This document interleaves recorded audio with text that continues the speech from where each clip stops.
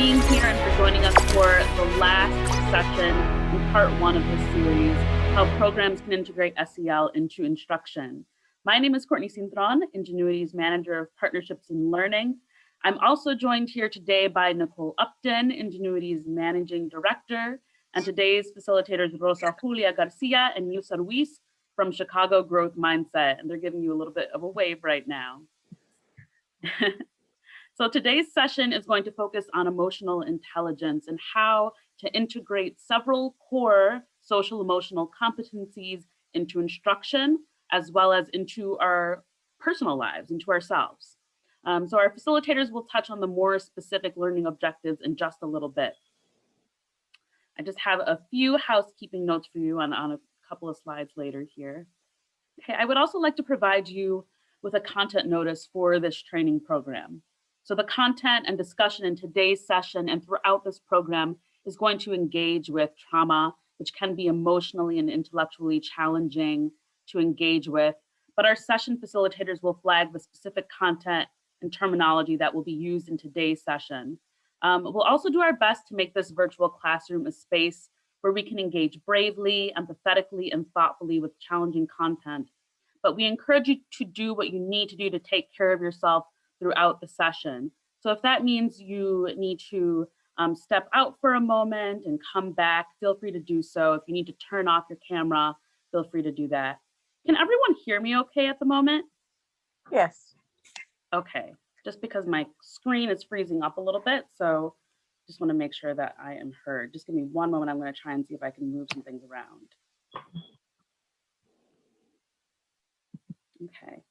We'd also like to begin today's session with a land acknowledgement to recognize and honor Indigenous peoples as traditional stewards of this land, and as a step toward correcting the practices that erase Indigenous peoples' history and culture, and toward inviting and honoring the truth.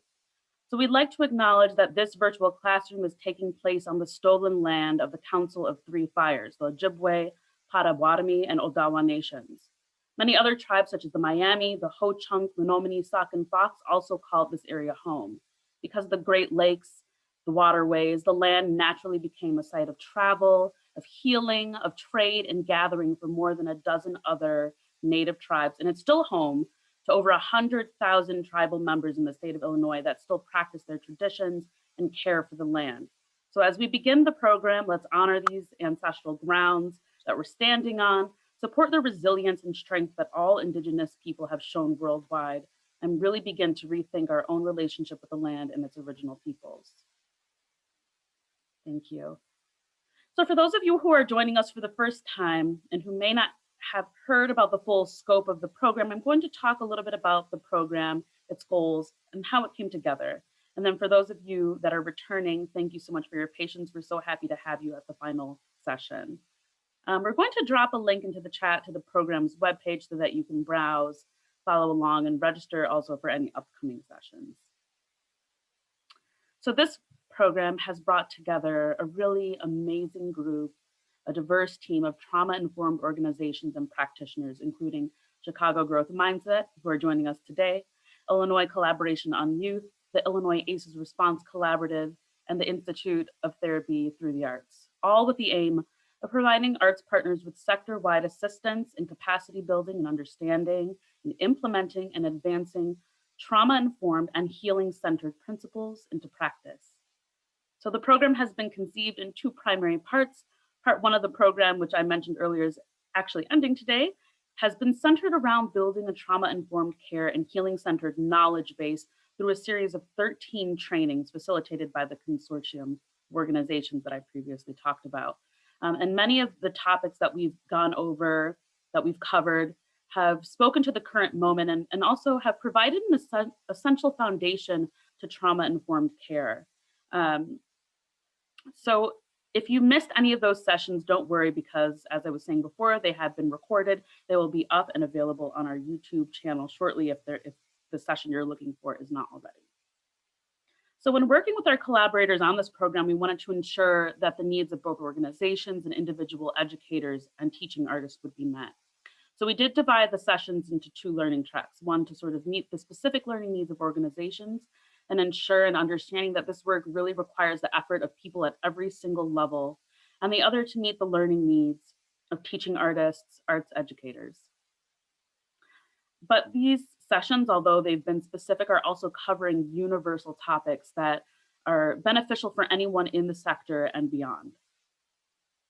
Part 2 of the program will begin in less than 2 weeks. It's starting on March 3rd, and it's going to include a series of collective impact working groups for arts partners across artistic discipline.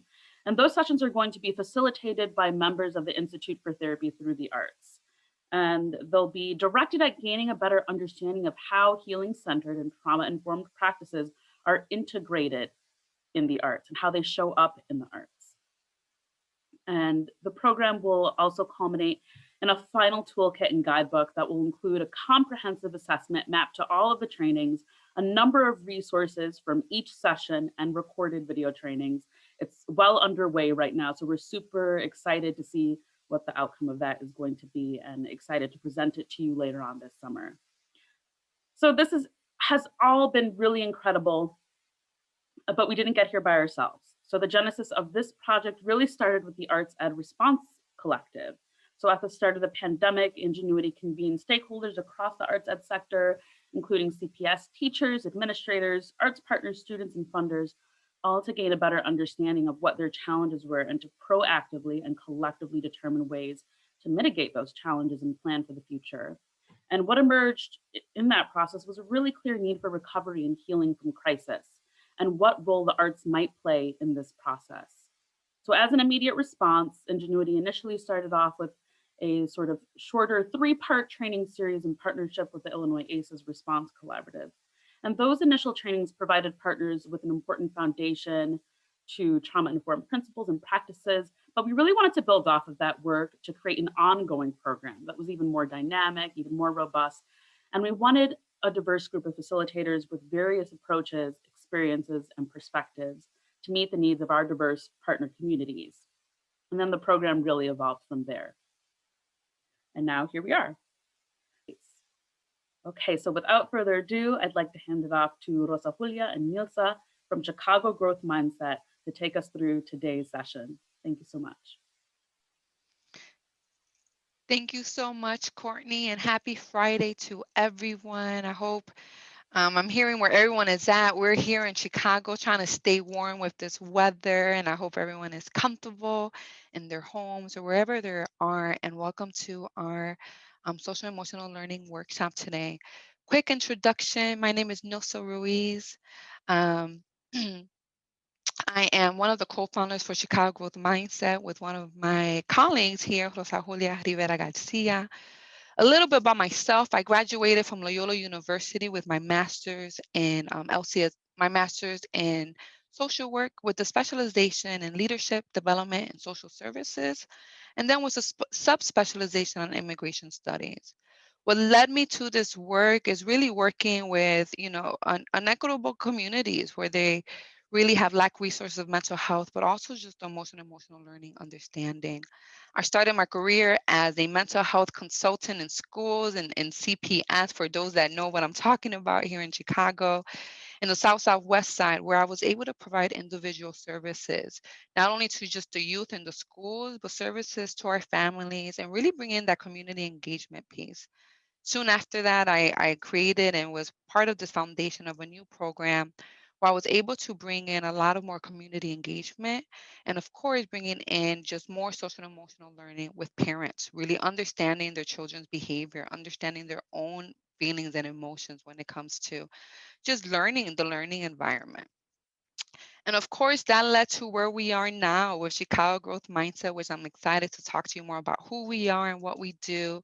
But in the meantime, let me just pass the baton to you, Rosa Julia. Thank you, Nilsa, so much for that introduction. Good morning, buenos dias. I am so excited to be with all of you today. I can't thank you enough for giving us your Friday morning. We know that you have a lot of opportunities. Some of you could just be relaxing instead of being here. So I'm so grateful for all of you. I also want to thank Ingenuity for their support in bringing us on this tremendous project and being able to meet such a diverse set of individuals who have one thing in common, and that's strengthening the communities that we serve. So thank you so much, Ingenuity. A little bit about myself. I have over 20 years of clinical experience. My background started here in Chicago. I was doing some gang work, both out in the streets and then doing some work with law enforcement on building and understanding gang culture. From there, I was a crisis worker for several years, working in residential facilities. I spent 13 years leading a child and adolescent unit for an outpatient center on the north side of Chicago in the Humboldt Park area. And then I shifted over to more of an organizational psychology lens, designing and evaluating several programs. I'm proud to have created Healthy Minds, Healthy Schools, which is a mental health initiative in CPS schools in Chicago. Also working closely to build youth programs and several different community initiatives. Super excited about where my career has led me to be the co-owner and co-founder of Chicago Growth Mindset. I have this incredible opportunity to work alongside such an incredible clinical expert with a strong grasp of macro level issues such as NILSA. And we've designed an agency that specializes in working with individuals who have high stress lives.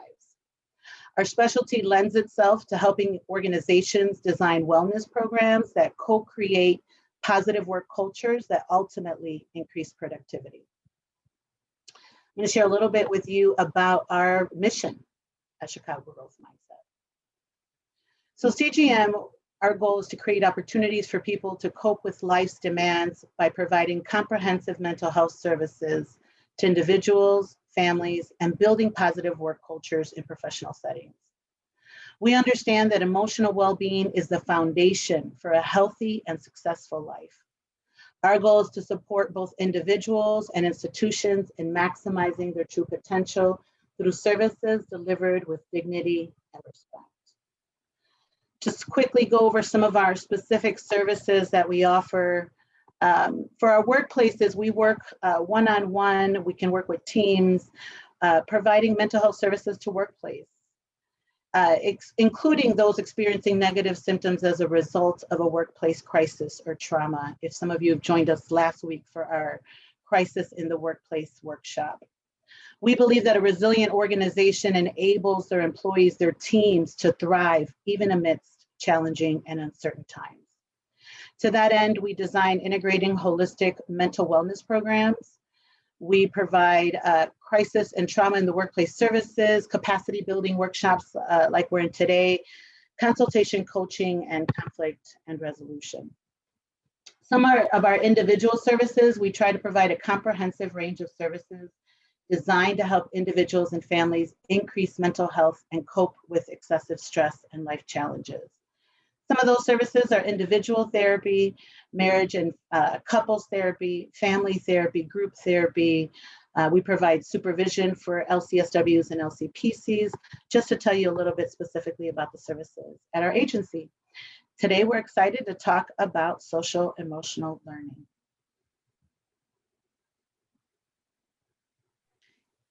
Thank you so much for that, Rosa Julia. So I'm going to go over our agenda. We're going to go over our learning goals next with Rosa Julia. And then we want you to experience a social emotional learning activity. The goal with this experience is for you to, one, stay connected to what is social emotional learning, but also integrate it in your own practice. For those who are teachers, for those who are principals, or just work in an organization or an institution where you have youth in, we want you to experience this, but think about, how do I put this in place? And then, of course, we're going to go over SEL introduction in our overview. What is the impact of social emotional learning? The benefits of those impacts. Our 5 core competencies, we'll go over them briefly, what they are and what that looks like.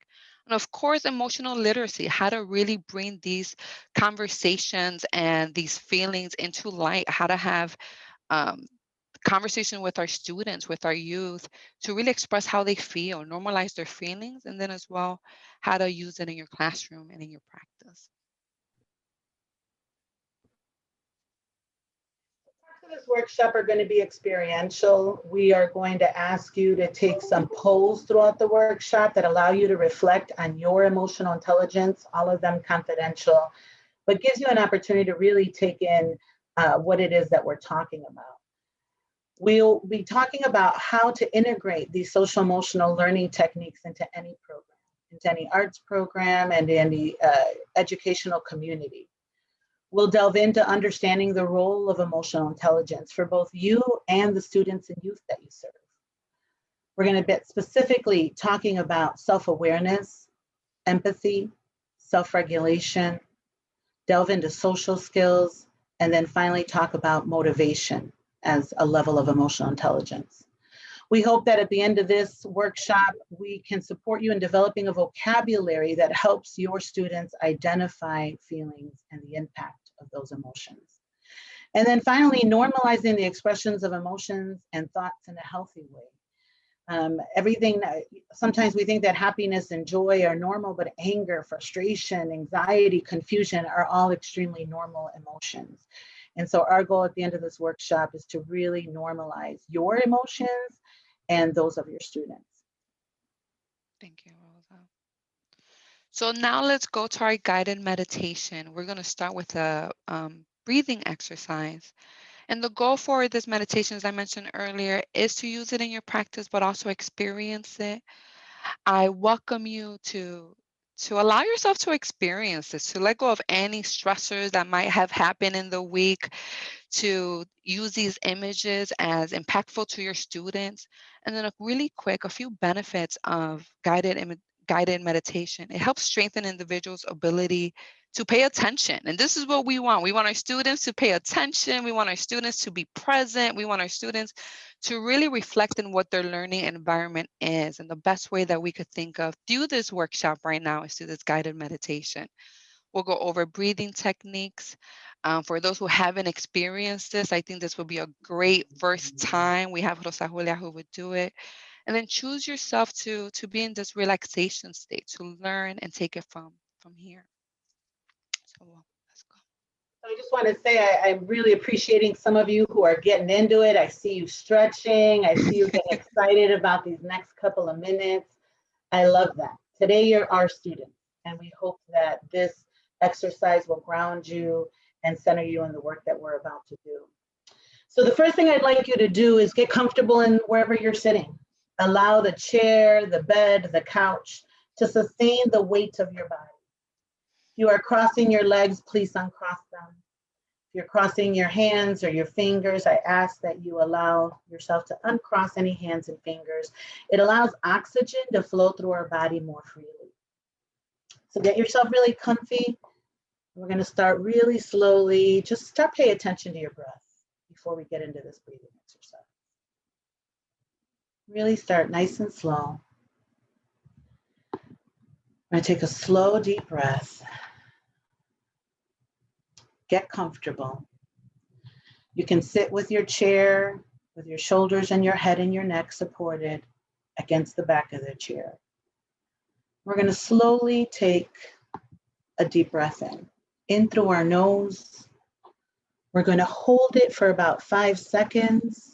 Allowing our bellies to fill with air, and then we're going to slowly exhale.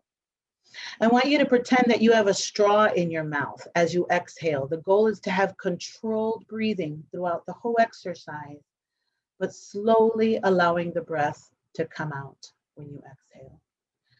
So let's start. Before we move on, I want to just give you an example of what this looks like. We're going to take a slow, deep breath in. I'm going to hold that for 5.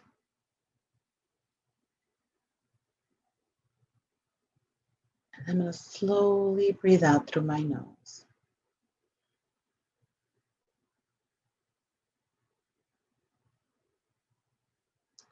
So slow, deep breath. Let's try this again. We're going to take a deep breath in through our nose. Fill your belly with air, holding your breath for just a few seconds, and slowly exhaling, breathing out, nice and slow.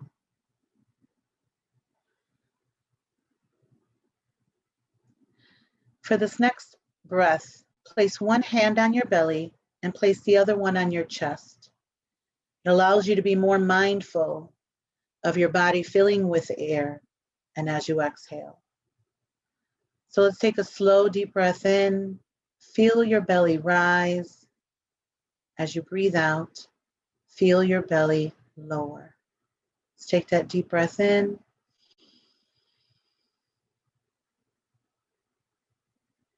Slowly holding that breath and releasing.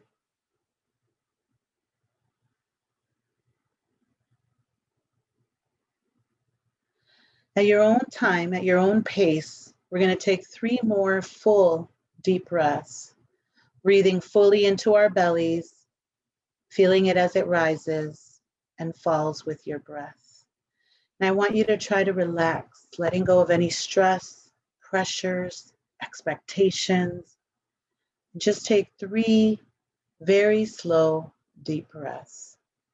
Let's breathe in.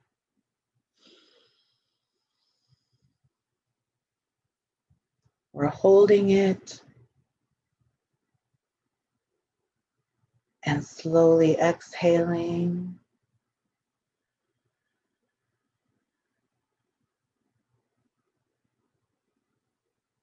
Second breath in.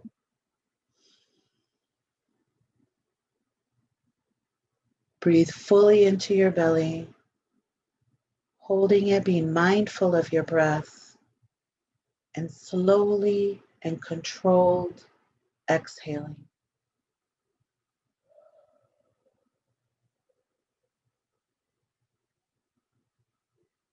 Let's take that final slow deep breath in,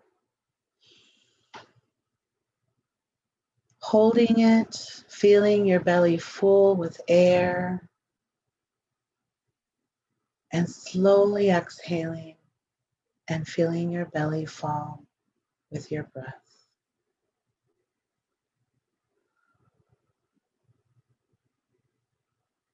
Keep breathing. We're going to play some images for you, and we just like you to take them in. At each image, if you can take a slow, deep breath as you visualize and see the image.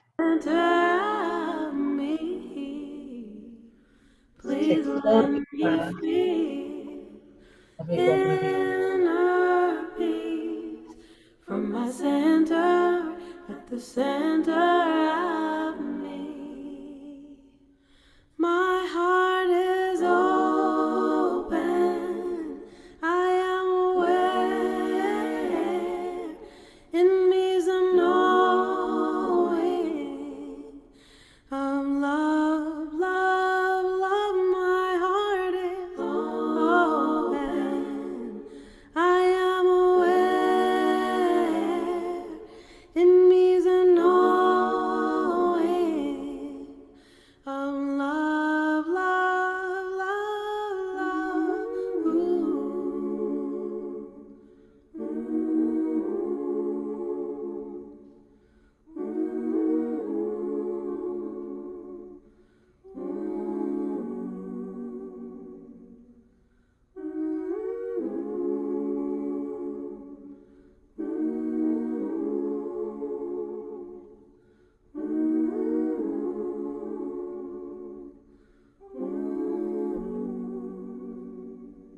Please let me feel inner peace from my center, at the center of me. Please let me feel inner peace from my center, at the center of me. Please let me feel your peace from my center, at the center of me. Please let me feel your peace from my center, at the center of me.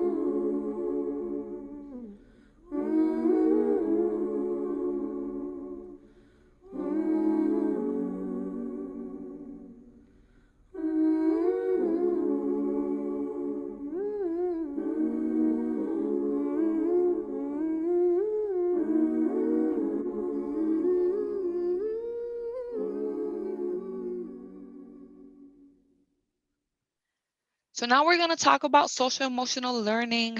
And we're first going to engage on what is emotional intelligence. Emotional intelligence is the ability to recognize, understand, and manage our own emotions. I also want to say that it is also the ability to understand and respond to the emotions of others.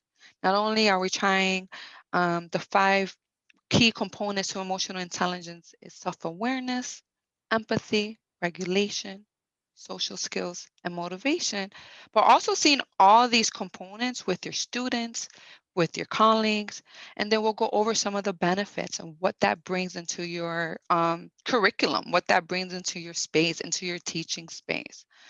I say that with emotional intelligence, we will go over some of these self-regulation and social skills. But once you put it into practice, you'll see the benefits in your classroom with those students, the shy students you may not know more of them using some of these skill set. You start building that communication piece, that self-awareness. Also understanding how you feel and how that may affect others and perceive them. And then, of course, how they perceive you and guiding through some of that empathy, some of those social skills, and what that brings upon our society as a whole.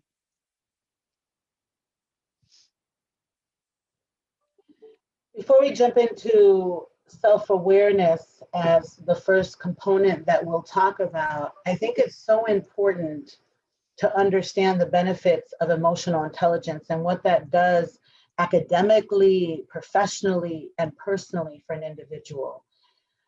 It's just been in the last 10 years that really people have understand that emotional intelligence in some scenarios is even more, plays a bigger part in your success than even cognitive IQ.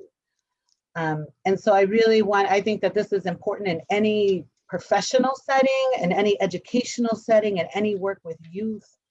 But the more that you can focus on building up your components of emotional intelligence, I believe that the more success and the ability to manage your life stressors will become easier. So I want to just delve into self-awareness as the first component that we'll talk about. Emotional intelligence, we've taught it in 8-hour workshops. We've done 3 days of just emotional intelligence. So today we're going to touch a little bit.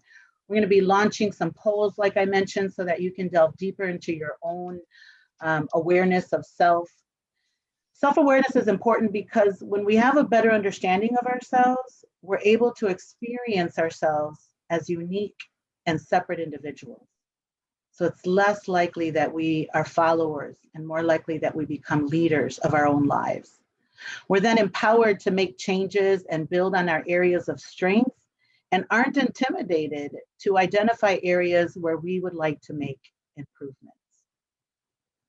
Self-awareness involves being aware of different aspects of self, including traits, behaviors, and feelings.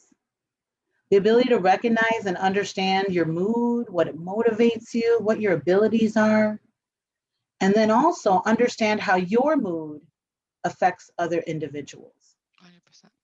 We're going to launch a quick poll. All of it is anonymous. It's, again, just to get you to reflect on the concept of self-awareness. You'll see it pop up on your screen.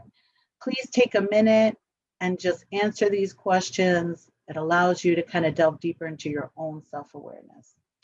And as a reminder, this is confidential. It's about your own self-awareness. It's about how you feel and what that looks like. We're not tallying goal polls. We're not doing any of that.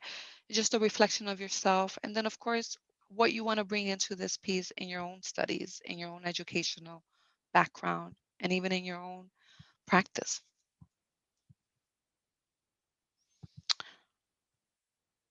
All right, so the first question, I am able to identify, recognize, and name my emotions in the moment. I'm seeing a lot of answers. Love the often. I recognize the relationships between my feelings and my reactions to people and situations. Still seeing some of these poses changing, but for the most part, a lot of you are saying, yeah, very often. I'm feeling the same way. And there's no judgment if you're not feeling like it's often. It just really allows you to kind of see where some opportunities for growth might I encourage others to tell me how my actions have affected me. I think this could be really difficult sometimes, right? It's just having that conversation, how actions could impact someone, not only just yourself and others. And I see a little 50% there. Thank you, everyone. I recognize the relationships between my feelings and my reactions to people and situations. I could see that being really difficult. Sometimes when we are in our own emotions, on our own feelings, are we able to process? Are we able to see different lenses? That is a skill set. That's part of the teaching environment. There's a little 50 there often, with a little bit of sometimes. I encourage others to tell me how my actions have affected them. I encourage others to tell me how my actions have affected them. Often, sometimes, rarely. And I also could see that it depending on the situation, on the classroom, or the experience, or just even if there is a conflict, really engaging in some of these conversations around feelings, emotions, and how people react to that. I know how my own needs, biases, values affect the decisions I make. We have often, of course, and sometimes. It's just what that feels like. These questions and the full assessment, it is a CASEL social emotional learning self-assessment will be part of your package with the resources that we've included. They're much lengthier. We really felt like these helped pull together the concepts that we were talking about today. Thank you for taking that poll and sharing that, your results with us. I do hope that it allowed you to think a little bit more. So how do you begin to build students' self-awareness? How do you begin to do that in the classroom? I think what's really important is this first bullet, and I believe that this is something that is critical. In every program that I design for schools, critical thinking and building a student's critical thinking skills are my #1 priority. And you can imagine how that's connected to self-awareness, the ability to be able to think for yourself and think critically about not just your own well-being or health issues, but social justice, about your needs, about your community's needs. So building critical thinking skills is the first step to building self-awareness in yourself and also in the students that you're working with. Teaching students to recognize how they feel and the impact of those feelings. We're going to break down emotions a little bit more later in our workshop when we talk about emotional vocabulary and building up emotional literacy. But it's so important to teach students to recognize how they feel and then the impact of those feelings. Building positive awareness of self, building one's self-confidence, a student's self-confidence, using positive reinforcement, being strengths-based in your feedback with students and your interactions with students. All of these basic and maybe not so basic skills help build one's self-awareness. There's also some really simple techniques to include in your programs. You can ask students to keep a journal about the work that they're doing, especially if you're in the arts or music or poetry. It's so amazing for students to be able to journal about the feelings that come up. Improv, I can think of. I've had so many students have amazing reactions just in improv classes. Writing down goals, having students write their goals, their plans, their priorities, even if just thinking in your own program, what do they hope to learn? What are their plans? What are they prioritizing in their time with you? Giving them an opportunity, even if it's just 3 minutes, to have some self-reflection, some time, some quiet time, an ability to just to think, a time out with themselves. Obviously, practicing meditation and mindfulness habits increases awareness. I think students, and I know some adults, love taking personality tests or psychometric tests. There's a lot of really fun ones online. That's a great way to just build self-awareness. And then asking for feedback, asking their family, their friends, you asking people that you trust, your mentors, for feedback about yourself is another great way to build self-awareness. We will also later on in our workshop go over how to implement this in the classroom, because as we're talking about self-awareness and building positive awareness and critical thinking, I could see how that could impact just those critical thinkers. We want our students to think beyond the classroom, to think beyond what they know. How do we bring this to our community? How do we advocate for our needs? And that brings a lot of self-awareness. Sometimes we feel, especially children and youth, feels that they're isolated. How I feel is only me. With self-awareness, bringing that collaborative piece, bringing that self-confidence, brings in more resources, bring in more network, and of course, a better productive way of teaching and learning. Please don't hesitate if you have questions to throw them in the chat or to feel free to unmute yourself as we go through these sections. If you want to talk a little bit more about any particular section, feel free to throw that in the chat or just to unmute yourself. Go ahead. Now we're going to dive into empathy. Empathy is the ability to sense others people's emotions, coupled with the ability to imagine what someone else might be thinking or feeling. Sometimes we confuse empathy with sympathy, and just to really give you a quick overview, sympathy, on the other hand, means under someone else's suffering. Empathy is allowing yourself to be in their shoes, allowing yourself to feel what they're feeling, even having that experience. I've been there before, I've been through that loss. While sympathy is, I understand what you're going through, but I can't see that happening to me. I can't put myself in those shoes. And the understanding that someone is going through something, while empathy is also experiencing or have had the experience of what they're going through. A few benefits of really applying empathy into your practice, into your teaching, is that it helps your students regulate their emotions. It helps their student have that sense of compassion and also that sense of unity. Like, wow, my teacher knows what I'm feeling. She knows what I'm going through. She understands some of my emotions. Of course, it creates stronger and more meaningful relationships. You know, those students who ghost to you all the time, the one that comes to your classroom and asks questions or tells you good morning, how you feeling. You want to build that relationship where it's just not learning, but also more collaborative and meaningful. Also, empathy goes beyond the classroom. Do we empathize with our parents? Do we empathize with the community that our youth are from? And how to really allow for connection and allow these these behaviors, not only for yourself, but also adjusting to what they're feeling and what that looks like. 2 weeks ago, we did a workshop on restorative justice, and we went through peace circles. And some of you, I hope, participated in that. If not, we do have that recorded. But peace circles are a wonderful way, a very, I want to say, simple way to build empathy amongst the students that you're working with. And peace circles, you can make those celebration circles. You can talk about certain issues that are happening in your program. But I would like to connect those restorative justice peace circles as a wonderful technique to build empathy with students. Now we're going to do a quick poll questions again, just see where you guys are at with empathy. How does it make you feel? What does that look like? And we'll go over them as well. I'll give you a few not minutes, I'll give you a few seconds to go over the questions and allow yourself to reflect on them.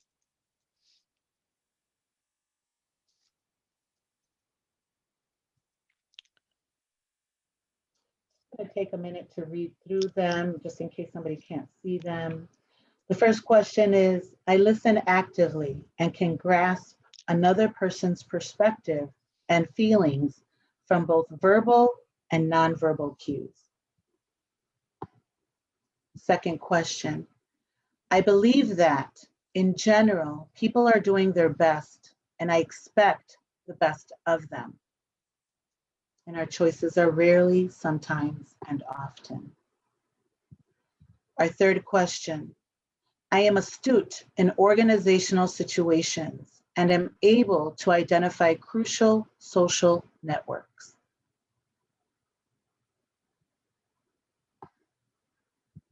Then finally, I understand the organizational forces at work, guiding values and unspoken rules that operate among people.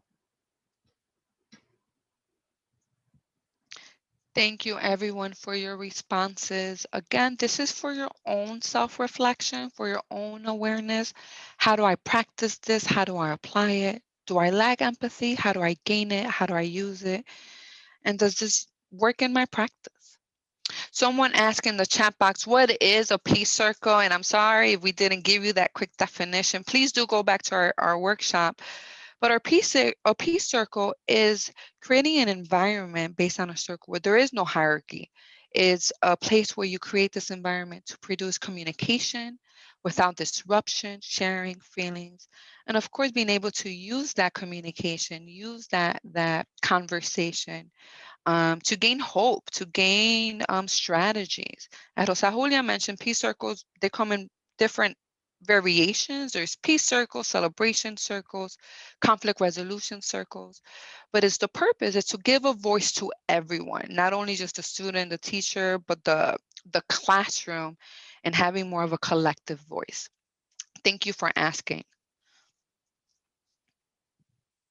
Let's keep going. And thank you everyone for your bold questions and just being here and answering your answers and being present.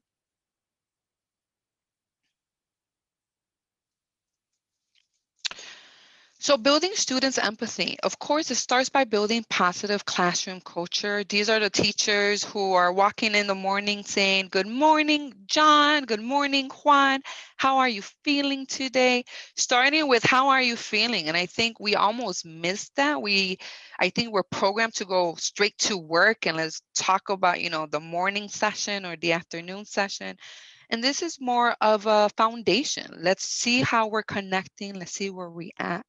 And then you model that positive classroom culture. You could say, I had a rough night if you did have a rough night. Or I'm excited to be here. I'm excited for this lesson. Or I'm feeling joyful. Modeling some of these emotions and vocabulary, which we will go over later, really allows the students to be more expressive and also inviting them to tell you how they're feeling and what that is. Teaching point of views, and that goes a little bit to our previous workshops with conflict resolution, is being able to see how other people view their own feelings, how your mood or your own behavior could be impactful, and then saying, how do we adjust to this? How do we teach a classroom or even our students to view different lenses and explore different emotions? Teach active listening is crucial. Sometimes as teachers or as educators, we believe that we know it and here's the agenda and here's a perspective. But I also welcome you to learn from your students and actively listen and show your students what actively listening is, modeling that behavior, giving that self-pause. I usually use with the kids that I work with is I need a second to process. And what that does, it gives myself that moment to ground myself, to allow myself, how am I expressing my next words, my next language, and also modeling that by teaching that active listening piece. And reflective journaling is one of my favorite activities. I use this with a lot of teachers when I'm doing consultations. And what we notice with reflective journaling is that it really gives a piece to the student to really describe how they feel without that sense of pressure, without that sense of judgment. And what I have seen when teachers put this in their practice is that it has a more of a collaborative approach. The students that they never talk to, the shy ones, you know them better because they're telling you how they feel. They're talking in their journals. They're putting that of how is my day? What have I learned about this lesson? What do I struggle with? And teachers use that to really either manage or collaborate or have a better understanding how to integrate their social emotional impact to their teaching styles. Of course, using positive reinforcement. Oh, I'm losing my words today, using positive reinforcement. Thank you for expressing how you feel. For a lot of us, that could be very difficult. It could be very vulnerable. Even as an adult, it could be challenging. Imagine our youth. Imagine our baby saying, I'm not feeling well. This is not okay. I'm struggling. And being able to welcome that language, being able to welcome those emotions by saying thank you and let's continue from here, or how do we collaborate? It's important. You want to use that positive reinforcement. And then, of course, teaching the importance of community engagement. That's what we talked a little bit earlier is how is everyone feeling today? Doing kind of like that temperature check. And it's difficult teaching half of the classroom who is excited and joyful and the other one are sleep deprived. not feeling well. So really doing that community engagement to really be proactive and how do I go on besides here? And then of course, allowing students to engage, allowing students to use this language, to use this style, to continue their growth and learning, to continue their growth and communication, and even proactively engaging in conflict and helping them around that.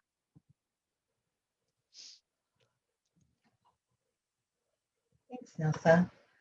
So we're going to jump if there's no questions. Again, I know there's these 5 components. Feel free to slow us down. I know it's a lot to kind of take in, but I also know that they can be easier to understand as we break them down, because you kind of think about yourself in that moment.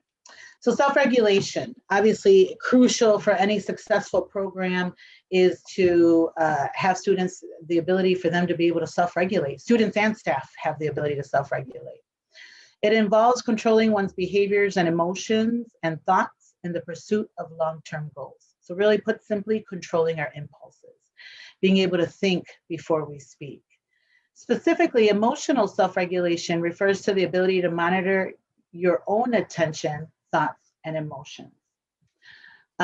So many benefits when we think about self-regulation. It makes individuals problem solvers and more independent. It helps kids be more connected with each other when they're able to regulate their feelings. It helps children recognize higher goals.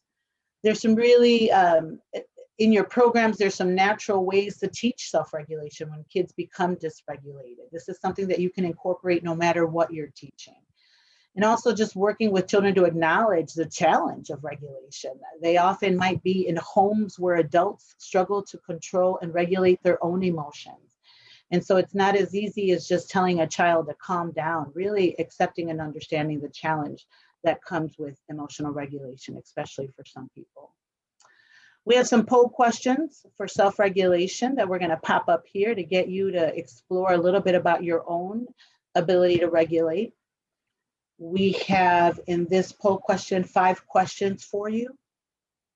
Our first one, I find ways to manage my emotions and channel them in useful ways without harming anyone. And harming doesn't have to be physical, it can be emotionally as well, verbally harming anyone. So I find ways to manage my emotions and channel them in useful ways without harming anyone. Rarely, sometimes, or often. Number 2, I stay calm, clear-headed, and unflappable under high stress and during a crisis. Number 3, I have high personal standards that motivate me to seek performance improvements for myself and those that I might lead. Our 4th question, I am pragmatic, setting measurable, challenging, and attainable goals for myself. And then finally, I accept new challenges and adjust to change. Choices being rarely, sometimes, or often. As I read some of these questions, I also think about, I wonder what our youth will respond to this. I wonder if they understand self-regulation, if they understand how to control some of their impulses. And for you, we use these poll questions from our CASEL assessment, which is available to you with the resources. Feel free to go over these poll questions in your own classroom with your teachers. And it really gives you a sense of how much do my students know around social emotional learning, how much more collaborative work can I produce with them.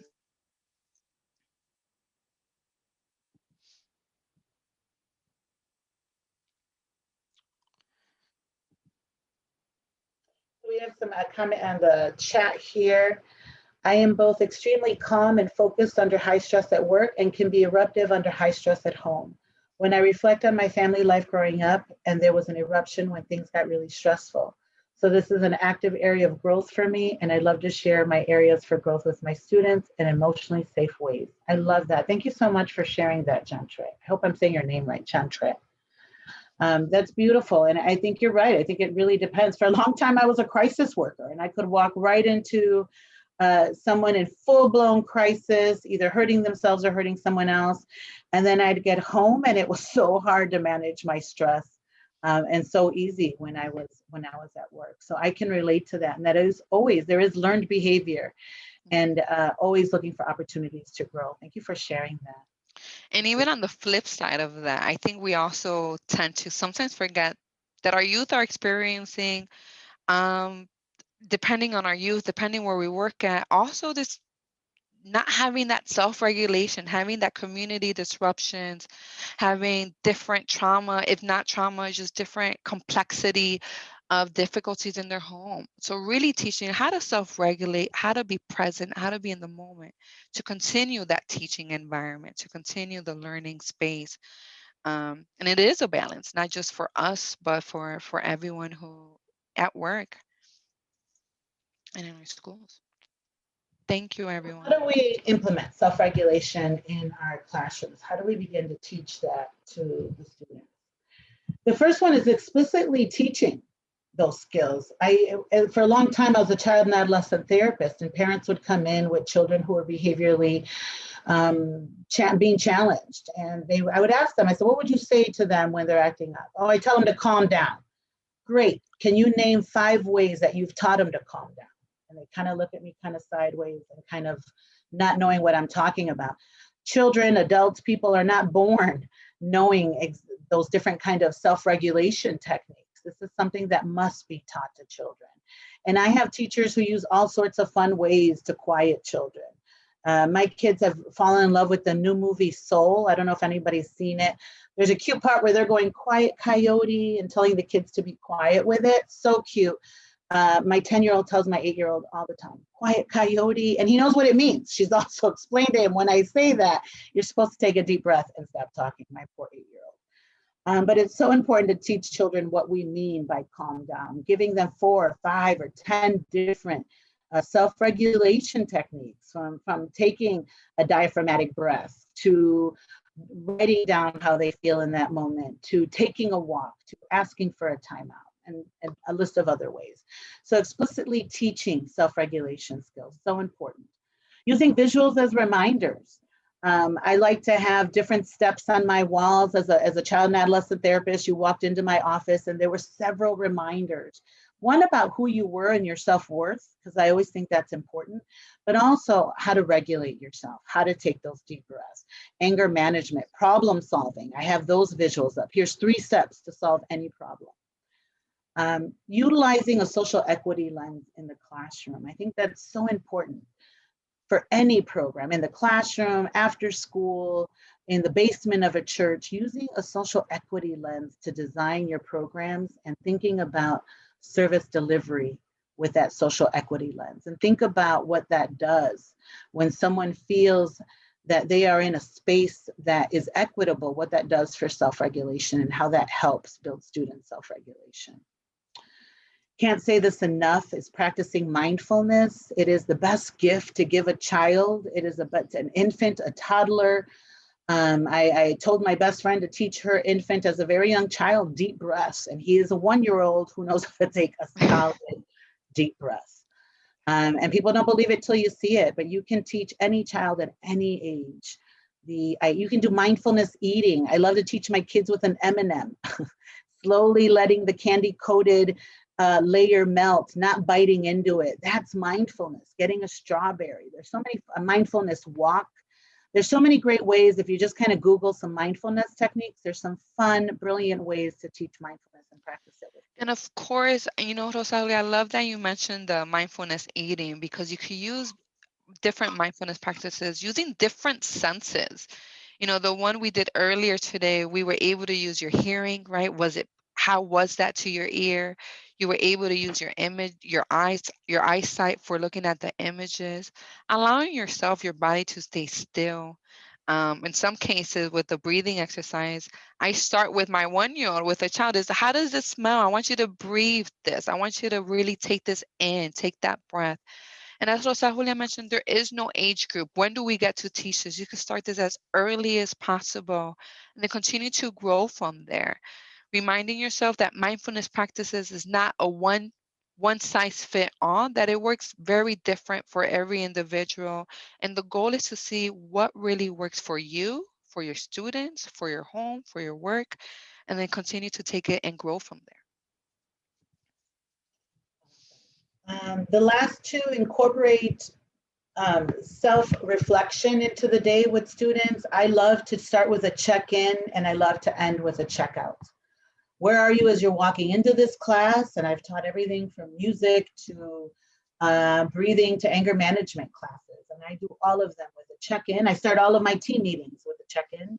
And I love to do a checkout with everybody as a way to incorporate self-reflection.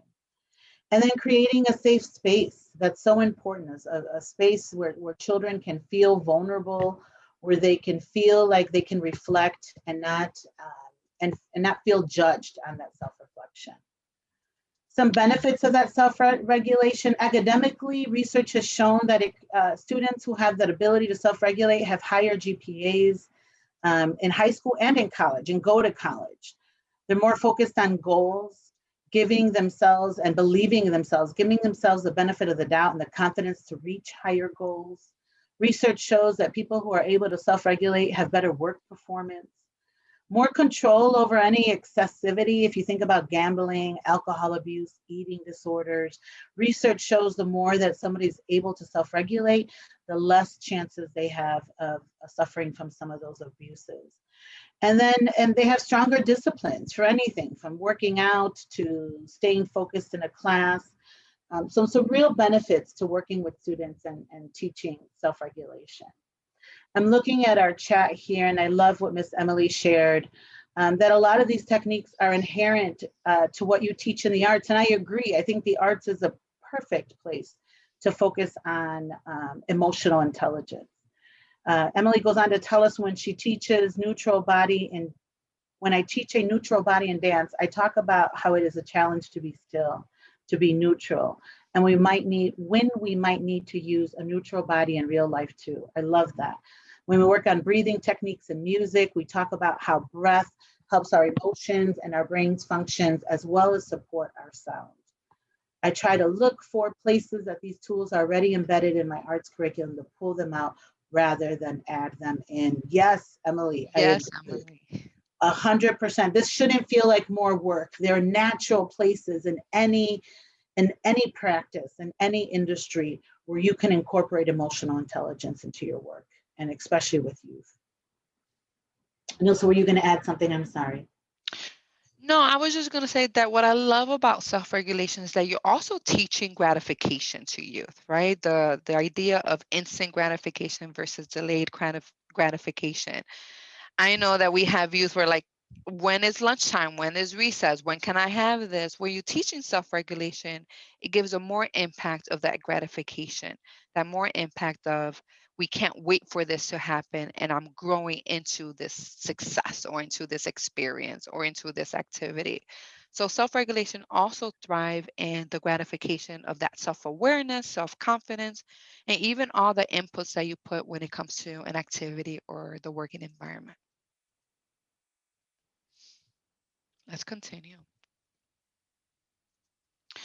Social skills. I love social skills. I truly believe that social skills is what impacts our leaders, our youth, our future, is the ability to use every day to interact and communicate with others. This includes verbal and nonverbal communication, such as speech, gestures, facial expression, and body language. Also ability to maintain relationships, but I also want to say maintain healthy relationships. The ability to have a conflict, be able to go beyond the conflict, find the solutions, and continue to become an influence. Here's what I believe. How do we take it from here? With social skills, I always say not only use your words when you're discussing something, but what is your body telling the other person? Are you upset but talking about happiness, right? Is your body matching your language? What is your gestures when someone is telling you when you are upset, when someone is telling you something that might feel uncomfortable? And we'll go over that a little bit more. I believe we also have poll questions for social skills. So I would love for all of us to go over these social skill questions, take a few minutes, few seconds, um, and I'll ask you the questions and I'll just read over them as you answer them. Number one, foster an emotionally nurturing and safe environment for staff, students, families, and community members. Two, I am open and authentic with others about my values, beliefs, goals, guiding principles. Thank you, everyone, for answering. Three, I communicate with and encourage interaction with staff, students, parents, caregivers, and community members. And then four, the last one, I can articulate ideas that are important to me in ways that motivate others to become involved. I'll ask that again. I can articulate ideas that are important to me in ways that motivate others to become more involved. That's where the social skill happens, when you're influencing, when you're engaging, where you're not only using your words, but saying, that's where your passion comes in, where that's where the commitment comes in. And in a classroom environment, you want to produce that. You don't want a child who just does the homework because they want to do it. You want the child to understand why, the impact, the influence, and you use that by showing your passion, showing your facial expression, your commitment. That's where that skill set comes from. Thank you everyone for answering your poll questions. And just a reminder, you could definitely access this through the CASO assessment and use it with your students just to see how they feel and where they're at with their own behavior. So we'll go over teach and model, and I have a great example of this. A few years ago, I was part of a social emotional learning camp in the south side of Chicago in an elementary school in Inglewood. And what the social emotional camp was all about is how to introduce these babies, I call them babies, really how to express themselves, how to be able to self-regulate conflict, how to be productive members in their society, and of course, how to become critical thinkers, how to continue to engage beyond the classroom setting. And what we noticed with our social emotional camp that we started with peace circles. It was really introducing communication and introducing that self listening and introducing the idea that everyone has to hear me with a talking piece. Please go back to our restorative practice um, workshop if this doesn't sound familiar to you.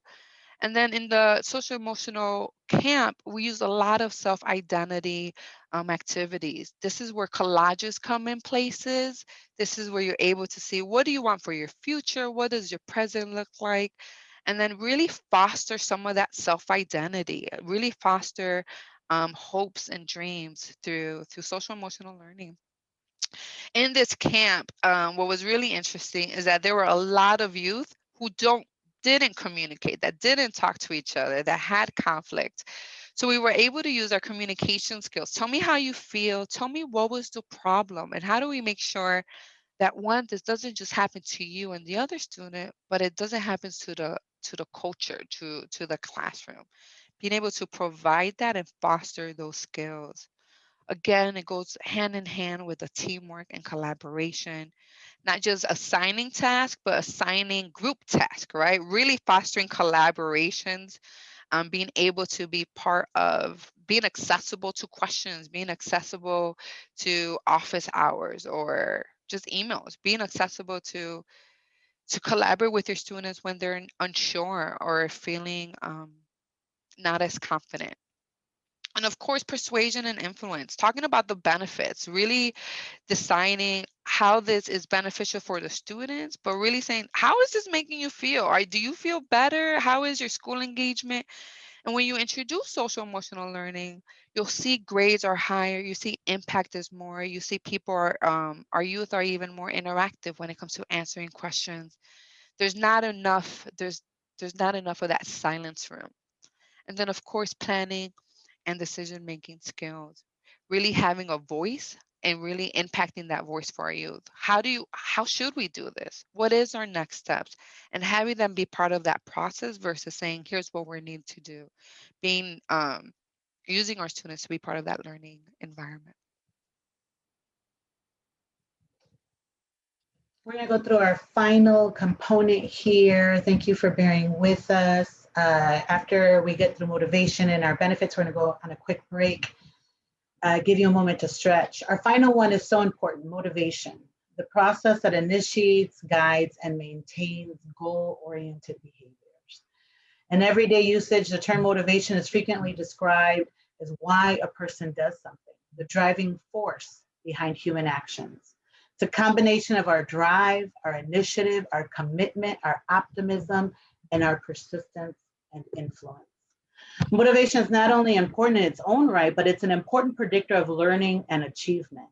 Research shows that students who are motivated to learn persist longer, produce higher quality effort, and learn more deeply and perform better in their classes. So important, this piece of motivation. So integrating motivation into our programs. How do you do that in the work with your students? Finding out what motivates others. What motivates them to come to your program? What motivates them to get out of bed every day? What motivates their goals that they have for the future? This is simple. It's just talking to kids about what motivates them, talking to students, individuals, about what inspires them. Providing resources that they need to perform exceptionally well. Whatever that means in the program or the team that you're leading, is giving the resources to be able to set the individuals that you're working with up for success. Communicating responsibly and effectively is a way to integrate motivation into your programs. I can't stress enough the importance of effective communication, encouraging communication, fostering communication. Circles are one way, but just creating that culture where communication is encouraged from the people that you're working with. And giving opportunities for individuals to foster and develop their own motivation. Providing opportunities for others to self-manage and take on different levels of responsibility is another great way. Having incentives in your programs, whatever that is. Celebrations are an incredible way. I think oftentimes we miss the benefits of just celebrating with our teams, with our students, the joy that brings when we come together for whatever that celebration is. When working with teams on an admin level and thinking about professional development, I love to create 70-20-10 plans with my staff, getting them motivated in their own professional development. A 70-20-10 plan is what 70% of your role, what experiences can I include in that role to increase and foster that professional development? What 20% of mentoring can I do to foster that? And then 10% is your own learning. Where can you go to kind of motivate yourself with professional growth? So those are some examples of how to embed motivation, but also just building it into your culture, having the students motivate each other, having the students use positive language. I've seen people do different things from snapping to clapping to hoorahing to hooty-hooing, but really giving that when anything positive is happening to really foster that sense of motivation amongst your students. We're going to delve finally into the benefits of social emotional learning. I've tried to tackle that with you as we've kind of gone through all these different slides, and hopefully you can see the benefits for yourself as you took those poll questions. But really quickly, and to reiterate, it leads to improved academic outcomes and behaviors. These core competencies, research has proven that students that have gone through social emotional learning curriculum has an increased performance by 11 percentiles in their academics compared to other students who haven't taken SEL courses. The impact is long-term and it's global. It's one of the few things that you can invest in that have a long-term impact. They have shown that SEL programming can have a positive impact up to 18 years later on a student. Academically, their conduct, their emotional distress, even drug use has shown. This has been over 82 research studies involving 100,000 students worldwide. So it's not specific to the US. This 11-in-1 return on investment, I love this. I say this to every administrator that is doubtful about implementing SEL into whatever program there is. Research shows for every $1 that you invest in SEL, you get $11 in return. If you play the stock market at all, you know that rarely happens. So you get 11-to-1 return on investment. These SEL competencies Students have fewer occurrences of mental illness. It's been shown to reduce poverty and improve economic mobility. SEL competencies are critically important for the long-term success of any and all students in today's economy. And students participating in SEL programs showed improved classroom behavior and increased ability to manage their stress and their mental health. And then finally, students get along better with others. This is the hallmark of SEL. This improves their central executive cognitive functioning. It improves the student's ability to control, plan, and switch attentions from one task to another. So these are just some more benefits to really stress the importance of social emotional learning and to really encourage you to integrate it into your program. And of course, as you're teaching about if you're in your schools and thinking about how to implement this, I really want to talk about the last component. Students get along better with others. This is less detention. This is less in schools. This is more conflict resolution, is the ability to express feelings and emotions and finding solutions versus a disciplinary and cause and react kind of mindset. Now we're going to go over emotions, the normalizing vocabulary, understanding vocabulary, feelings, and how to have those discussions with our youth. And as Rosa mentioned, we got 30 more minutes. We're excited for our second half. So emotions. Emotions can play an important role in how we think and behave. Emotions compel us to take actions and influence the decisions we make about our lives, both at large and small. Going over a little bit what that means or how does that play is emotions, I want to say, is the factor and key to every relationship, to any progress, is really understanding your own feelings, understanding where you are. And then, of course, how does that play a part to the bigger society, or in this case, to your classroom, to your students? There's three components to emotions. The first one I want to go over is the subjective component, is how do you experience that emotion? And the best example that I could give you is my own emotions when I had a student coming at me who was extremely upset. The student was upset because the teacher gave him detention. It was as quick as detention, but he was so upset because the mom believed that, he has detention, he's no longer able to play with his PS3. He came at me yelling, tall, yelling, just really disruptive. And I was experiencing these weird emotions, kind of the sense of scary, kind of the sense of what is happening to me and how am I reflecting to that. That's where my body was reacting. The psychological part, my body was feeling a little bit nervous. I'm the person who has sweaty hands when I'm feeling a little bit discomfort. I'm also, when I'm feeling really high stress, I feel that pressure in my shoulders, feeling that pressure in just my body, allowing your emotions to really see not only how am I experiencing this, but how is my body reacting to this? That's where that self-awareness comes into play. And then the third one is the expressive component. This is where that self-regulation that Rosa Julia mentioned earlier is, how do you behave in response to this emotion? I jokingly say and tell people when they see me in a workshop, in a presentation, they're like, "Listen, you did really well. You weren't nervous," but my body was nervous. My reaction was very different. So the expressive component allows me to self-regulate. And in this case, with the student, I was able to be more calm, being able to reflect on my emotions and describe, "I'm sorry, this is how you're feeling. Let's go over this," being able to control how I am and then modeling some of those emotions to also engage in his own behavior, also allowing him to process and engage and cope and deal. Another simple way to understand it is just thinking about road rage. If somebody cuts you off in the car, right? We both might feel that same experience of emotion, that anger, that frustration, that I can't believe these people, how they drive. Both of our bodies might react, our teeth might tense up, but it's how we express it. One of us might take a deep breath and just keep driving and move on about our day. The other person might start beeping the horn and giving them the finger and, trying to trail behind them. So it's that expressive piece of how you behave. How do you respond to emotions? It's also a great way to normalize any and all feelings. It's how we express those feelings that's important.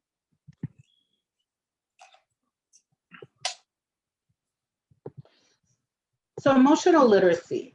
How can you begin to support your students in building a vocabulary to express their feelings? And why is that important? Why does somebody need to understand their feelings? And think about, you know, most kids, especially when they're young, how are they feeling? You're asking them how they're feeling. And it's almost the same. They can't tie their shoe. How are you feeling? Mad. They're hungry. How you feeling? Mad. You didn't get to go to the park. How you feeling? Mad. And they're actually very different feelings, right? One is feeling frustration. One is feeling disappointment. One is lacking patience in that moment. And so it's really helping your kids be, and the students that you're working with, be able to build that emotional vocabulary to be able to express themselves. And all of that leads to higher levels of emotional intelligence.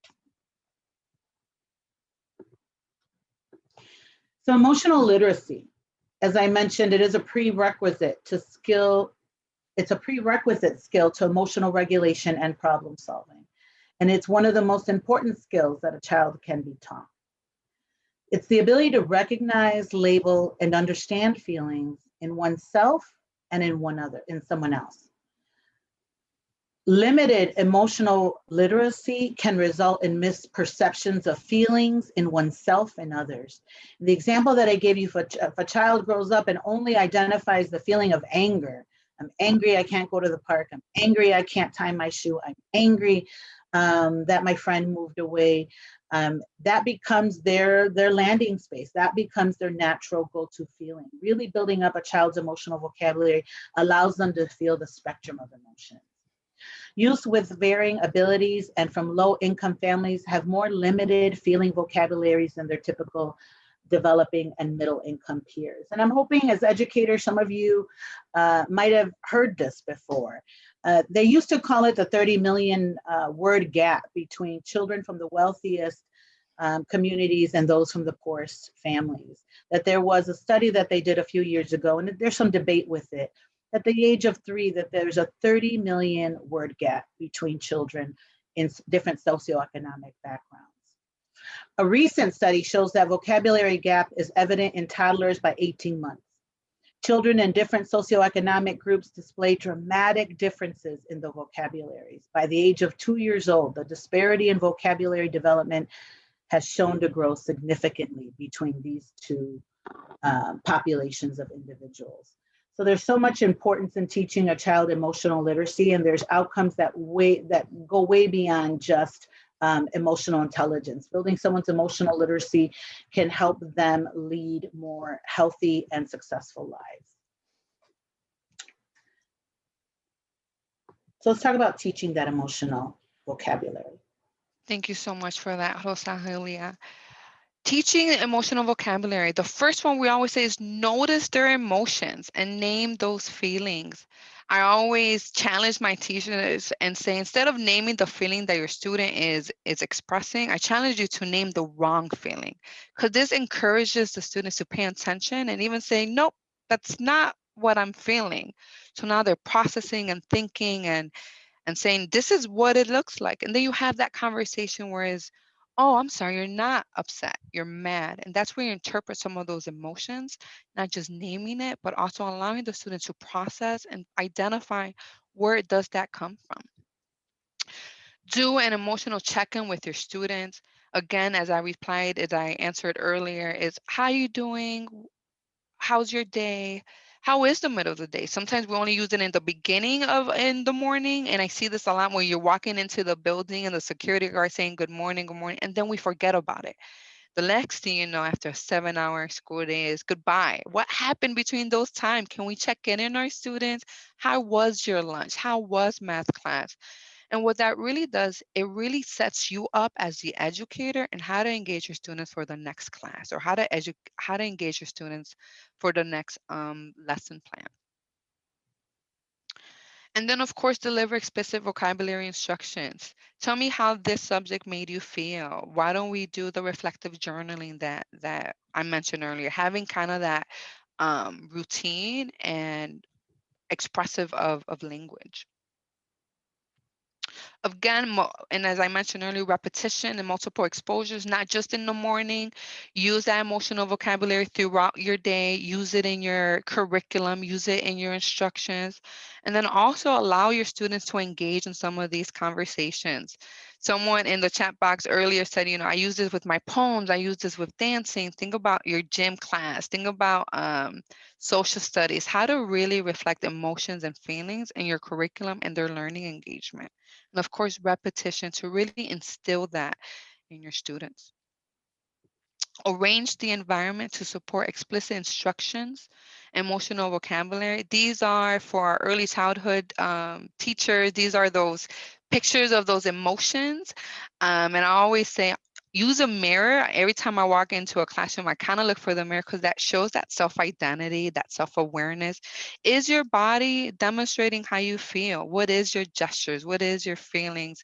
And it builds that self-confidence. And then encourage students beyond vocabulary, learning, and knowledge. How do we take this above from here? This is the leadership skills. This is where we bring in that community engagement. This is the extra activities that come in, those social clubs, the Boys and Girls Club, those BAMs, thinking about how do we go from a classroom to build that social emotional capacity and encourage the learning, encourage the strategic thinking, and then encourage the leadership and influences in the youth and then their vocabulary. Please feel free to use the chat, questions, or just examples if you are using some of this vocabulary in your classroom. I would love to hear that. Thanks for that, Nilsa. If anybody is working on building up vocabulary in their programs, we'd love to hear examples of if you've seen the benefits in the work with your students by improving their vocabulary, particularly around their emotions, but just in general as well.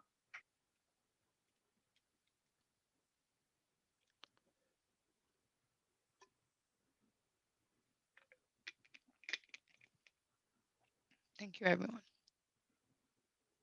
Oh, excuse me. Now we're going to go over normalizing feelings for us and then for our students.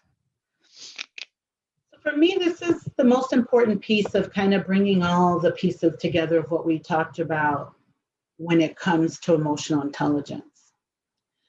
I think the one thing that I have in common with a lot of different therapists is how clients feel when they first enter therapy.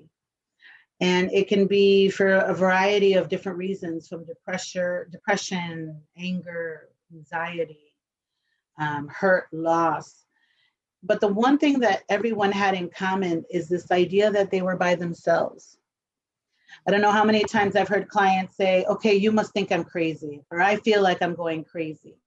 This idea that we're alone in how we feel and that we're the only ones feeling these extreme behaviors. I have heard so many new moms talk about, I don't think it's normal, but I'm really stressed sometimes and I worry about my kid. The most normal, and if you've been a mom, you know how normal that is to worry about your children all the time. Teenagers worried about test anxiety and not understanding how normal it is.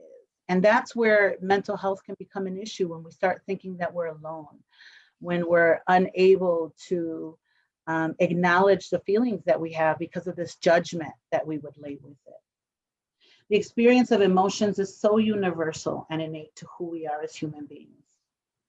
And it's so important to not make that mistake that we are alone with those feelings. The self-awareness that comes with feelings doesn't come as naturally. It's easy to feel feelings, but it doesn't feel as easy to normalize them and to understand that these feelings are natural. So what to do? How do we begin to normalize feelings? I think for students, we've talked a lot about that today. The first one is listen, actively listen. And it's so different. The difference between listening and active listening are so far from each other. And so it's important to understand what active listening is, really tuning into the message, the feelings that someone is having behind the words that come out of their mouth. Acknowledging and validating those feelings. Not judging them. Kids do that to themselves, to to each other all the time. I hear parents telling kids, oh, you shouldn't feel that way, or teenagers who are heartbroken because they think they're in love. Oh, she doesn't know anything. It's just puppy love. And you minimize how students are feeling. And it's hard sometimes for us to acknowledge and validate other people's feelings. The other thing that's really hard is avoiding judging or labeling those feelings as good or bad. I think we do that to ourselves all the time.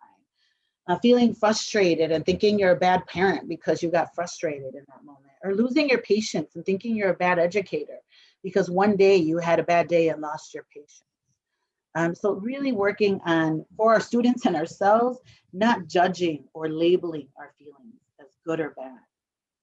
Reminding students that they're not alone. I think it's great if you can connect it to your own stories. I think students tend to connect with you when you can say, hey, I remember feeling like that too. I remember body insecurity, or I remember the peer pressure that I felt. I remember rejection, abandonment, loss.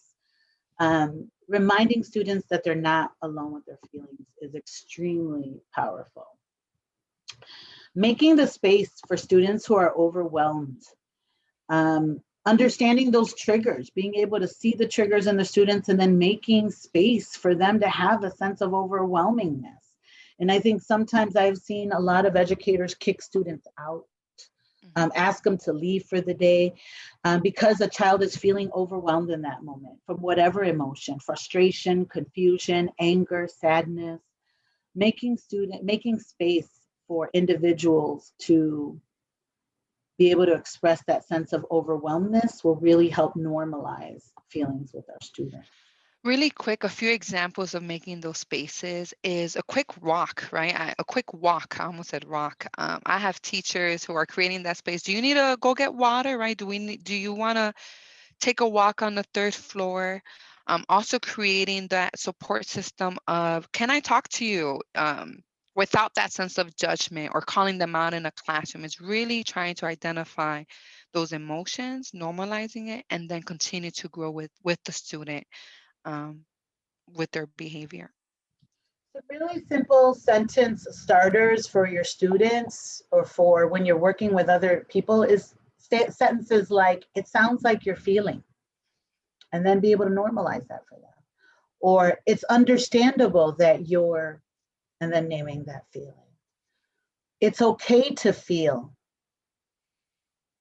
That must have been very unsettling, scary, confusing, uncomfortable.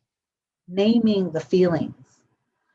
Or just the simple saying, that sounds like a normal reaction to a difficult situation. And I think oftentimes clients will come in, I overreacted because, and then begin to tell me the most horrible thing that happened to them. And I don't know how you overreact when you're experiencing a crisis or a trauma in that moment. So those are just some sentences that you can use when working with your students. So thinking about yourselves, what to do when working with yourselves to normalize your feelings.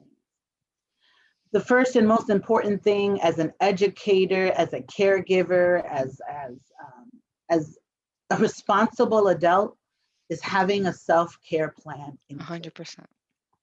And I really challenge you to know the difference between self-care and downtime. And I work with a lot of individuals and I'll say, hey, Vanessa, tell me what you did for self-care this weekend. And she might say, oh, I did great. I binge watched Netflix and I laid on my couch. And I have no problem with downtime. I love me some downtime. I hope to have downtime tonight. I love to binge watch, but I absolutely need to know the difference between self-care and downtime. Self-care takes intention, right? That is not the downtime can be a part of your self-care plan, but it is not in and of itself a self-care plan. Things that you can do are keeping journals, making sure that you're getting enough exercise, going to therapy, doing arts and crafts or your poetry or your music, playing music, gardening. But those are self-care activities that I think are really important and I'd like you to consider. And also I challenge you to know the difference between downtime and self-care. I just want to really quick, Please. Rosa Julia, just not ignore the chat box because I love everyone's just their voices and what they're saying. We have Emily saying, we do emotion faces as part of our warm-ups every day. I especially seen improvement in students on the autism spectrum, gaining awareness of emotional expression. Absolutely. As we mentioned, this is a skill set that is taught and learned. It doesn't happen overnight. It's not a tell me how you feel with the assumption that they will always tell you how you feel. It's embedding them into that practice, into that space. And then Tyler, working with my 5-year-olds, I asked them to talk to me about how their day was. We continue the conversation, walking through their experiences. Oh, I just lost it. Until we could bring their day down to one word or phrase that summed up how they feel about it. I love it. We know these babies could talk forever, and that's when we practice that active listening that we mentioned, is allowing them to have that self-expression without the judgment, without the good or bad. And that really inspires them and builds that self-confidence with normalizing their feelings. I went ahead and put some of those sentence examples that I used earlier to work with your students to help them normalize those feelings. That was a request on the chat, and I put those in. Continuing and normalizing our feelings after having that self-care plan that we talked about, including therapy or exercise, is ensure that your physical body is taken care of. And yes, I believe that exercise is important, but I also want you to just keep hydrated.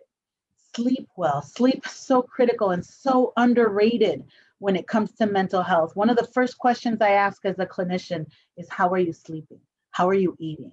Those are so important to somebody's basic self-care. Then, of course, trying to get those nutritional foods. I know it sounds silly, but we really are what we eat. And processed foods and fried foods really have an impact on our emotions. And that's a whole other workshop, but I can't stress that enough. Have an outlet. One thing I want to mention really quick with this self-care plan, because it is so important, is also understanding that your self-plan changes, is not always the same one. There's times where we're having a really difficult work week. We're having a student who overreacted, or you're having a bad day. Also identifying what works for you today versus what could work for you tomorrow, and being able and accepting different self-care plans. If it's socialization, if it's working out, by identifying what really helps you in the moment and even in the future. And then the last two is have an outlet for your stress. Many of us hold on to tension in our bodies, which can have a negative effect on our health. Not just a negative effect. Science now understands that stress can cause heart attacks. It can give you high blood pressure. It affects diabetes. And so managing our stress is so important to our overall health plan. And then finally, staying up to date on resources for yourself and your students. What's available in your community? What are some free online resources that are available? What community centers do I have? As an employer and admin, what EAP programs are available? Or community health classes, the free yoga class on Saturday. But staying up to date on resources to support our wellness is important for yourself and your students. Thank you everyone for joining us today and for your commitment to this work. I hope that you have a great rest of your week and weekend, and we hope to see you again very, very soon. Thank you so much. Thank you, everyone. Yes, and thank you. Thank you so much for your time Gracias. today, everybody.